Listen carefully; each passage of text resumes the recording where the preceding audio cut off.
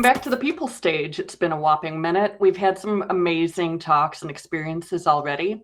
And now I know I'm really excited to hear about the experiences of our next amazing speaker. Tricia is the president of the Virtual Founder. Tricia, I'm inviting you to stage now, and we'd love to hear what it's like to launch a brand new technology. Hi, Sarah. Yes, thank you very much. I'm going to work on sharing my screen. Now, can you see the slideshow? Perfect. Can you see the title screen there? What it's like to launch a brand new technology. Yes, perfect. Okay, great. Thank you so much. Yes, as Sarah said, my name is Tricia Sees. I'm the president of the Virtual Foundry, and I'm very pleased and excited to be with you here today, talking about the experience of launching a brand new technology. Now, the Virtual Foundry has a podcast. Those episodes are on YouTube if you want to see those. So in keeping with my standard opening, I do need to tell you that I'm in southern Wisconsin, USA. The time is 11:31 a.m. and the temperature here is a very cold 9 degrees. That's not even a real temperature. It's also minus 12 degrees Celsius for you Celsius users. We're right in smack dab in the middle of winter. Now, if you've seen any of our podcasts, you'll also recognize the familiar ending today as well. So let's take a look at the agenda. You're going to learn a little bit about FFF Metal, which is the technology that the Virtual Foundry has created. I'm going to talk about the launch experience and offer some advice for you as you launch your own products. And we have about a half an hour together, so I'll talk for about 20 minutes. We'll have some time for Q&A. And my hope is that you'll feel inspired to launch your own products and that you'll feel armed with some good advice to help you be successful in it. First, a little bit about me. Now, I'm a trier. So here you can see me deadlifting 340 pounds. That's 154 kilograms. Now, that was back in 2015, almost 7 years ago. Those muscles are long gone now. And then there's that time that my husband and I appeared on the Conan O'Brien show. My brief modeling stint for a local boutique, that's me in the middle.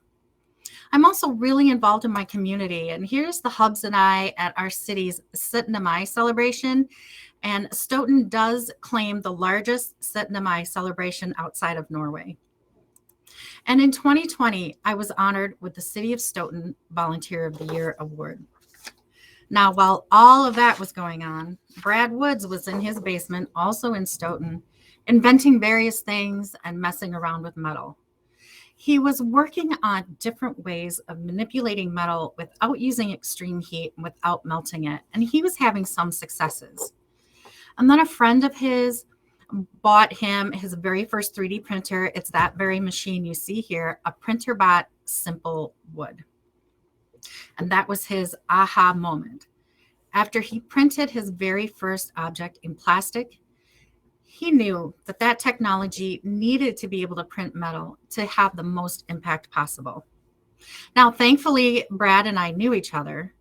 I'd been friends with his wife for many years, and she was telling me what he was up to. And this is the result of his efforts.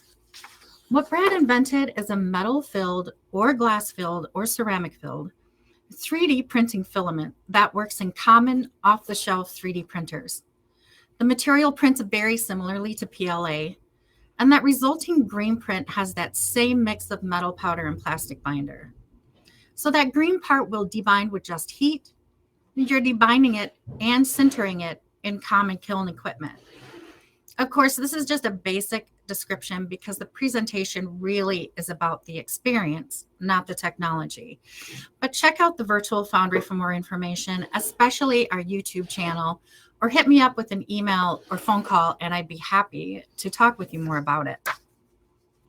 So Brad had begun showing Filament and these prints to people, to the world, while also making it, selling it, keeping the books, quote unquote. And he got to a place where both the science and the business were starting to suffer. So he called me in for a meeting and he popped the question. Now, I mentioned that his wife had been telling me about the project, so I knew about it. and I understood what it meant. I understood the potential, and I had always wanted to be a part of it. So when the opportunity came, I immediately said yes, and our partnership began. Brad handles all the science. I handle all the business.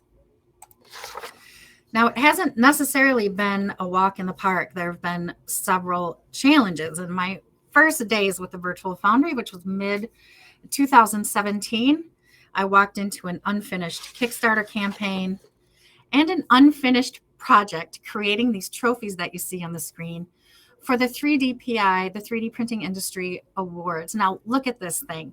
Knowing what I know now, this was a crazy shape to pick. So this is sintered copper, printed on a standard FDM printer, debound and sintered in a standard kiln, and we needed 27 of these things, but we got it done.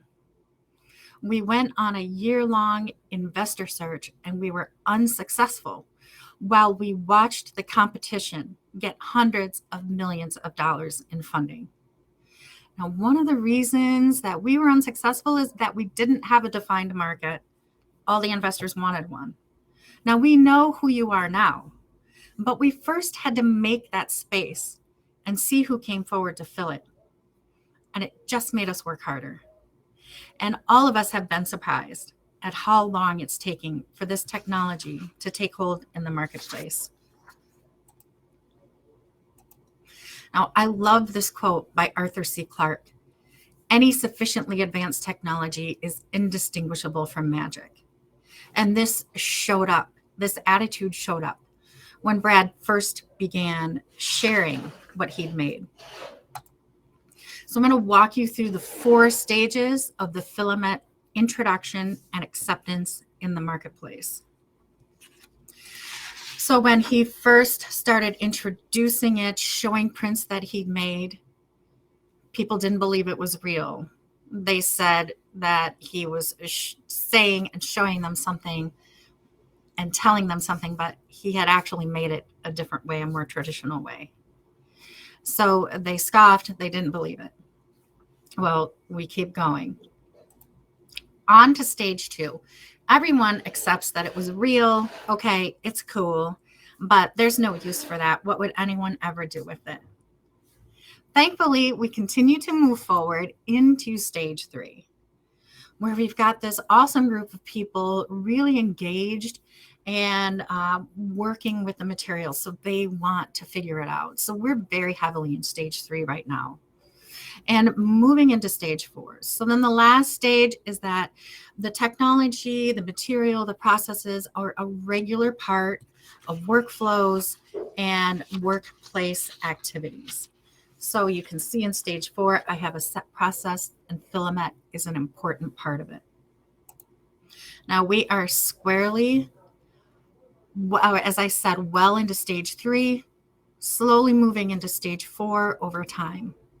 We do have a couple of folks who use the technology, use the process as a regular part of their workflows. But we are really heavily in the research segment. So universities, national labs, research segments of the military, all working with the material. What new things can be done? What old problems can we now solve with these new possibilities? So I spoke about the challenges. There have been many successes as well. For one, competition arrived. And they were well funded, as I mentioned. And their funding got them some awesome graphics and really great marketing. So they worked diligently to convince the marketplace that FDM FFF metal was real, valid, viable. A rising tide lifts all boats. So we were able to come along with that. And we no longer need to convince people that this is real and it works. Another element of our success was hiring a business coaching company. And they help with business education, with perspectives that we might miss. And they're also just excellent cheerleaders and keeping us going every single day. We've received broad support from organizations all over the world. And our partnership is strong. So Brad and I work really well together. I handle the business. He manages the science. Thankfully, he's great at breaking down complex science concepts in ways that I can understand it and then explain it again to others. So I have become sort of a vicarious scientist through him. Now, we have had to shift our perspectives over time. For one, we thought that we would show people this technology and they would immediately write us big fat checks. No. Over the years, I've thought and hoped that there would be a bunch of different magic fairies that would come and save us. Come and save us from having to do sales. Come and save us from having to do marketing. Come and save us from having to figure out finance.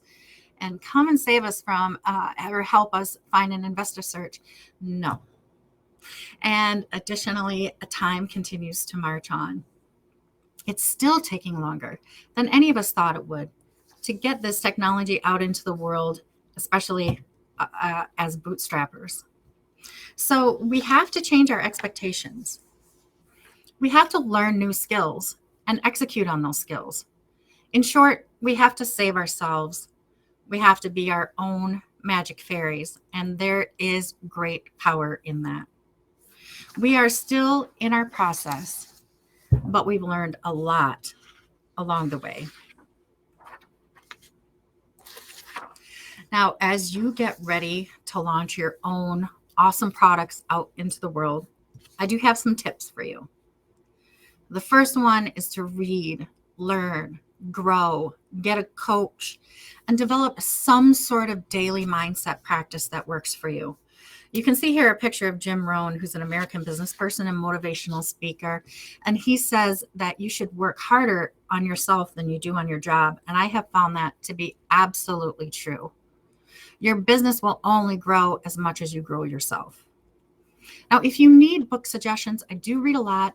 I post reviews of all the books that I read on LinkedIn, so you can look at my LinkedIn profile for book suggestions or reach out to me directly. I'm always happy to share what I've learned and offer some suggestions for your next steps. Also, you do need a business, and you need business knowledge, at least finance and marketing, because a product without a business is just a knick-knack on a shelf. It's important to have a partner because we can always accomplish more as a team than we can by ourselves. And also, don't be afraid of the arrival of competition. They make you better. In sports, there's a phrase that you play up to the competition, and in business, that's true as well. Now, it's important that you base your own decisions on your own vision and not on what your competition is doing. But don't be afraid of what they're doing. Keep your eyes on your own prize and move forward. And there are no magic fairies. I keep having to learn this lesson over and over. There are no magic fairies. You have to save yourself. You have to be your own magic fairy. And especially, never give up. You have to believe in your ability to figure it out, and all of you can. This process has been extremely rewarding and also very challenging. And there have been some days that I've looked for a reason to come back to work the next day. And this is a list of some of those things that have helped me coming back. And the big one is 3 feet from gold. So the graphic here is an illustration of that story. You can see the person on the bottom got so close to the gold, but it didn't happen in his time frame. So he gave up and walked away. Whereas the person on the top is diligently working, chipping away day by day, moving forward. And he's going to make it there. Because you only fail if you stop trying. Some days it's been the future that my husband and I are planning together. There's always been that little wish in the back of my mind. If I could just get in on the ground floor of something. Well, here I am, and I believe in what we're doing. And also, what else would I do? For the first couple of years, it was that I don't know enough to go somewhere else and do what I'm doing. And now it's, I know too much to go somewhere else and do what I'm doing. Now that I've had a taste of entrepreneurship and fallen in love with it, it's way too late for me to go be someone else's employee.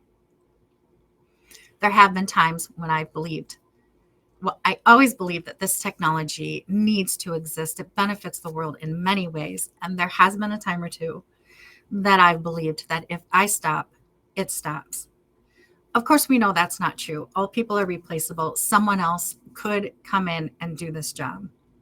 But on those days when I need it, I can call upon that belief to bring me back in, to re-inspire me, to re-motivate me to keep going. And finally, faith. Faith in ourselves, faith in our offering, faith in the change that this technology can make in the world, and faith in our company to survive and thrive into the future. So what's next? Well, for the Virtual Foundry, it's about building a community, and we want you to be a part of it.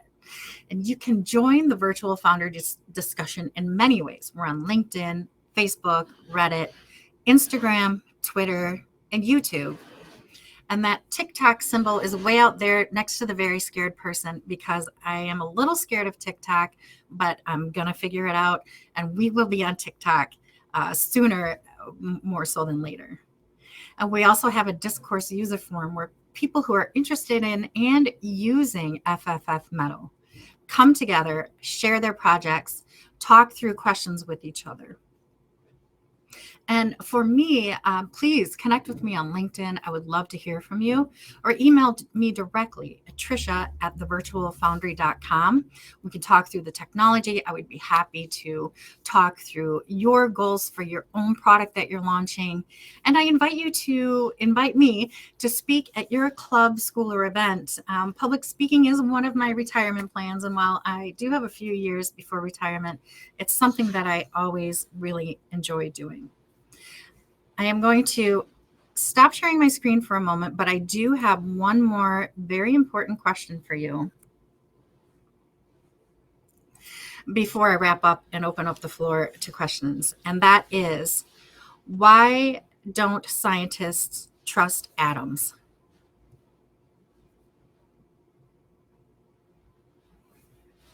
Does anyone have a guess?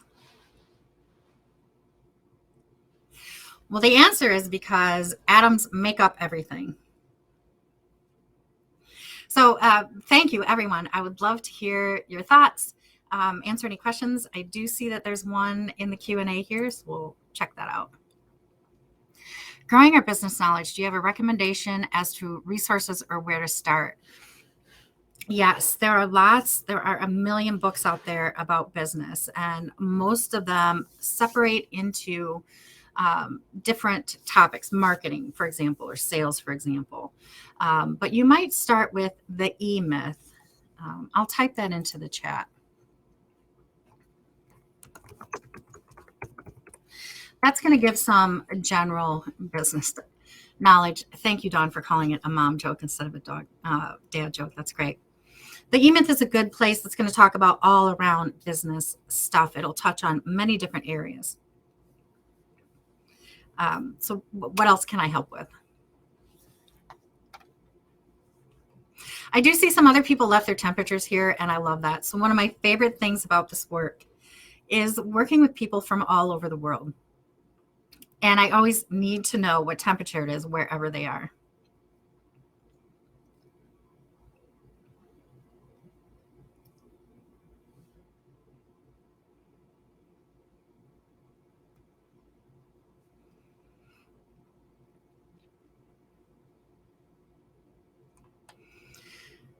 Okay, Sarah, we have about 10 more minutes. There she is. Yeah, Tricia, that's incredible. Oh, looks like we've just got another question in for you, asking if you can recycle the finished product. So what you would do with the finished product is handle it any way that you would the base material that it is. So for example, if it's a copper print, you would do whatever you would do with copper. The binder that's in the filament is PLA compliant. So that's going to be biodegradable as PLA is. Great. We love a recyclable product, and obviously that's a great benefit for bringing new manufacturing techniques into everything. I know I've seen some virtual foundry prints at events for a while, and they really look incredible and feel great. So We love to see that. We've got a follow-up to the recycling question about how you separate it. Separating the binder from the metal, that would be, well, you would go through that debind process. So that's a heat process in a standard kiln. When the temperatures get up to about 900 F, and I don't have my Celsius conversion handy for that temperature, but when the temperature gets up to about 900 F in the kiln, that binder has sublimated out and that's gone. And then you're left with just that base material. It's 482 degrees Celsius. Yes. Oh, thank you. Yes, 482 Celsius. I'm here for those quick conversions. And by me, I mean Google. Yes. Google has been my friend in making all of those temperature conversions. I'm getting better at Celsius to Fahrenheit. I could not do kilometers to miles, though. Yeah. 28 is 82 for degrees. That keeps me going. And 0 is 32. The more you know. We're helping on all fronts today here at TIPE. Tricia, if you have any additional words of wisdom, we welcome them. If there are any links you'd like to throw in the chat for the resources you've mentioned, we'd love to share those. And otherwise, I would love to, catch up with you on the networking floor. 35C is 95F. We've got another great one. And we do have one more question then before we wrap it up. Average percent fill of metal of a finished product. So the average percent, that's an interesting question. Each of our materials, there are about 14 or 15, are loaded at a different percent. So the highest is our tungsten, which is about 94, 95% by mass. So the numbers that I'm saying will all be by mass. The lowest is our 4060 Amico clay ceramic, and that's more like 40% by mass. And then they range all in between. The steels are in the lower 80s, copper and bronze are in the low 90s. Aluminum is more like 60 and titanium is more like 60. We are able to also make custom filaments. So nearly any solid material, we can put that into a 3D printing format as well. And the material loading is dependent on the particle size distribution. So we're looking for the highest apparent density paired with the lowest surface area that we can get. Okay, that is really good to know. And I'm very impressed at all of those percentages that you keep top of mind. So thank you, Tricia, so much for your time today. It's been really wonderful to hear from you and learn about everything that you have been through with launching this new technology.